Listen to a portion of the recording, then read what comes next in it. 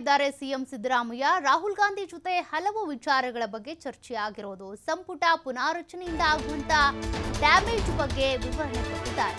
ಸದ್ಯಕ್ಕೆ ಸಂಪುಟ ಪುನಾರಚನೆ ಆಗೋದು ಬೇಡ.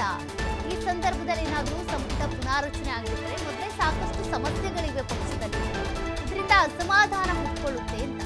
ಸಂಪುಟ ಪುನಾರಚನೆಯಿಂದ ಏನೇನು ಸಮಸ್ಯೆಗಳಾಗಬಹುದು ಅನ್ನೋದ್ರ ಬಗ್ಗೆ ರಾಹುಲ್ ಗಾಂಧಿ ಅವರಿಗೆ ವಿವರಣೆ ಕೊಟ್ಟಿದ್ದಾರೆ. ಸಿಎಂ ಡಿಸೆಂಬರ್ ನಂತರ ಸಂಪುಟ ಪುನಾರಚನೆ ಮಾಡೋಣ ಅಂತ ಹೇಳಿದ್ದಾರಂತೆ. ರಾಹುಲ್ ಗಾಂಧಿ ಮನವೊಲಿಕೆಗೆ ಸಿಎಂ ಸಿದ್ದರಾಮಯ್ಯನವರು ಪ್ರಯತ್ನ ಪಟ್ಟಿರೋದು. ಇದೇ ವೇಳೆ ಹನಿ ಟ್ರ್ಯಾಪ್ ಪ್ರಕರಣದ ಬಗ್ಗೆ ಚರ್ಚೆ ಮಾಡಿದ್ದಾರೆ. ಈ ಕೇಸನ್ನ ಹೇಗೆ ಹ್ಯಾಂಡಲ್ ಮಾಡ್ಬೇಕಂತಾನೆ ಗೊತ್ತಾಗ್ತಿಲ್ಲ.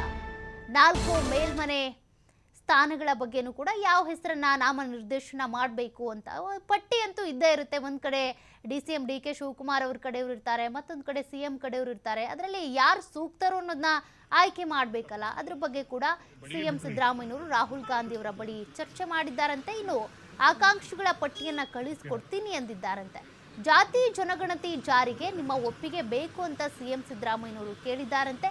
ಇದೆಲ್ಲದಕ್ಕೂ ಕೂಡ ರಾಹುಲ್ ಗಾಂಧಿ ಅವರು ಏನ್ ಹೇಳಿದ್ರು ಅನ್ನೋದು ಸಿಎಂ ಸಿದ್ದರಾಮಯ್ಯನವರು ರಾಜ್ಯಕ್ಕೆ ಬಂದ ಮೇಲೆ ಪ್ರತಿಕ್ರಿಯೆ ಕೊಡ್ತಾರಲ್ಲ ಆಗ್ಲೇ ಗೊತ್ತಾಗುತ್ತೆ. ಸದ್ಯಕ್ಕೆ ಅವರಿನ್ನು ದೆಹಲಿ ಪ್ರವಾಸದಲ್ಲೇ ಇರೋದು. ಒಂದ್ ಕಡೆ AICC ಅಧ್ಯಕ್ಷ ಮಲ್ಲಿಕಾರ್ಜುನ್ ಖರ್ಗೆ ಅವರನ್ನ ಭೇಟಿಯಾಗಿದ್ದಾರೆ.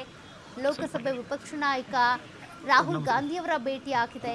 ಈ ಇಬ್ಬರ ನಾಯಕರ ಭೇಟಿಯಲ್ಲೂ ಕೂಡ ಏನೆಲ್ಲ ವಿಚಾರಗಳು ಚರ್ಚೆ ಆಗಿರಬಹುದು, ಅವರಿಬ್ರು ಕೂಡ ಏನ್ ರಿಯಾಕ್ಟ್ ಮಾಡಿರ್ಬೋದು, ಏನ್ ಸಲಹೆ ಸೂಚನೆಗಳನ್ನ ಕೊಟ್ಟಿರ್ಬೋದು.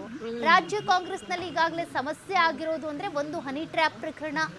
ಅದಕ್ಕೆ ಸಂಬಂಧಪಟ್ಟಂತೆ ಯಾವ ರೀತಿ ಅದನ್ನ ಪಕ್ಷಕ್ಕೆ ಡ್ಯಾಮೇಜ್ ಆಗದೆ ಇರೋ ರೀತಿಯಾಗಿ ಹ್ಯಾಂಡಲ್ ಮಾಡಬೇಕು ಅನ್ನೋದು ಗೊತ್ತಾಗ್ತಾ ಇಲ್ಲ. ಅಲ್ಲಿ ಒಂದು ಕಂಪ್ಲೇಂಟ್ ಕೊಟ್ಬಿಟ್ರೆ ಅವರ ಪಕ್ಷದಲ್ಲೇ ಇರುವಂತ ನಾಯಕ ಈ ರೀತಿ ಮಾಡಿಸಿರೋದು ಅಂತ ಗೊತ್ತಾಗ್ಬಿಟ್ರೆ ಜನರಿಗೂ ಅದೆಲ್ಲ ಗೊತ್ತಾದ್ರೆ ಪಕ್ಷಕ್ಕೆ ಮುಜುಗರ ಆಗುತ್ತೆ. ಹಾಗಂತ ಬಿಡೋ ಹಾಗೂ ಇಲ್ಲ. ರಾಜಣ್ಣ ಹಾಗೂ ರಾಜೇಂದ್ರ ಇಬ್ರು ಕೂಡ ಪಟ್ಟು ಹಿಡಿದಿರೋದ್ರಿಂದ ಹಾಗಾಗಿ ಹೇಗೆ ಹ್ಯಾಂಡಲ್ ಮಾಡಬೇಕು ಅಂತ.